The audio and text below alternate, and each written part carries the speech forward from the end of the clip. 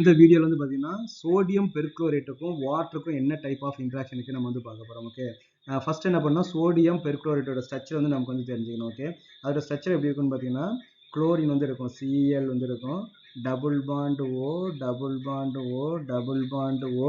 இங்கே வந்து பார்த்தீங்கன்னா ஓ வந்து இருக்கும், ஓ வந்து மைனஸாக இருக்கும், எண்ணெய் வந்து நமக்கு என்ன இருக்கும் ப்ளஸ்ஸாக வந்து நமக்கு வந்து இருக்கும். ஓகேவா, அப்போ வாட்டர் வந்து எப்படி இருக்குன்னு பார்த்தீங்கன்னா வாட்டர் வந்து பார்த்தீங்கன்னா HOH வந்து நமக்கு வந்து இருக்கும். ஆக்சிஜனுக்கு வந்து எலக்ட்ரானிட்டி அதிகமாக இருக்கிறனால இந்த எலக்ட்ரான்ஸ்லாம் இங்கே வந்துடும். அப்போ நமக்கு என்னன்னா வந்து டெல்டா மைனஸாக வந்து இருக்கும், இங்கே நமக்கு வந்து டெல்டா ப்ளஸ்ஸாக வந்து இருக்கும். இதுக்கு பேர் என்ன சொல்லுவாங்க பார்த்தீங்கன்னா டைபோல் சொல்லுவாங்க. ஓகேவா, ஏன்னா பாசிட்டிவ் அண்ட் நெகட்டிவ் சார்ஜ் வந்து கிரியேட் ஆயிடுச்சு அப்படின்னா அதுக்கு பேர் நமக்கு வந்து டைபோல் அப்படின்னு சொல்லுவாங்க.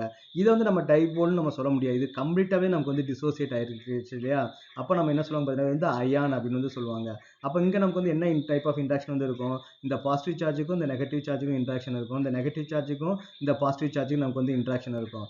அப்போ இங்கே இருக்கக்கூடிய இன்ட்ராக்ஷன் என்ன சொல்லுவாங்க பார்த்தீங்கன்னா அயான் டைபோல் இன்ட்ராக்ஷன் அப்படின்னு வந்து நமக்கு சொல்லுவாங்க. ஓகேவா, இந்த அயான் டைபோல் இன்ட்ராக்ஷன் இருந்துச்சுன்னு பார்த்தீங்கன்னா இது வந்து நல்லா டிசால்வ் ஆகும்னு அர்த்தம். வாட் இஸ் தட் மீனிங், இந்த வாட்டர் வந்து பார்த்தீங்கன்னா ஒரு சால்வெண்ட்டாக வந்து ஆக்ட் பண்ணும், இது வந்து நமக்கு வந்து ஒரு solid molecule ஆக்ட் பண்ண பாசிபிலிட்டிஸ் இருக்குது. அப்போ இந்த ரெண்டுக்கும் நமக்கு இன்ட்ராக்ஷன் இருந்துச்சு அப்படின்னா அப்போ நமக்கு என்ன ஆகுன்னு பார்த்தீங்கன்னா நல்லா வந்து நமக்கு வந்து டிசால்வ் ஆகும். அப்போ எந்த இன்ட்ராக்ஷனுமே இல்லை அப்படின்னா நமக்கு வந்து டிசால்வ் ஆகாது.